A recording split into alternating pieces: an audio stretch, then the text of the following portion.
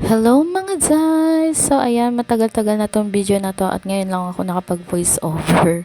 So nabisi kasi kami simula ka nung lumipat kami ng bahay. So ayan nga pala, bago kami pumunta ng bahay ay prepare ko na yung mga kailangan naming dalhin.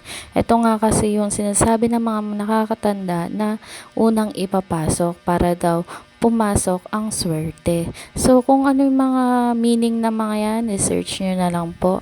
Bali, pinanood ko lang kasi din sa TikTok, sa YouTube, kung ano yung mga dapat gawin bago lumipat ng bahay. So, ayan nga pala yung mga prepare ko. Merong asin, asukal, bulak, tubig, coins,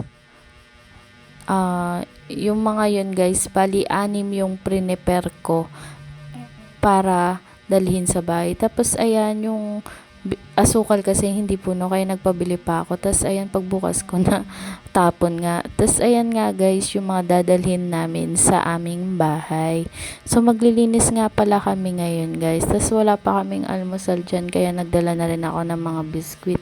Tapos ayan nga pala yung mga cleaning materials na hiram ko sa bahay. Yun lang.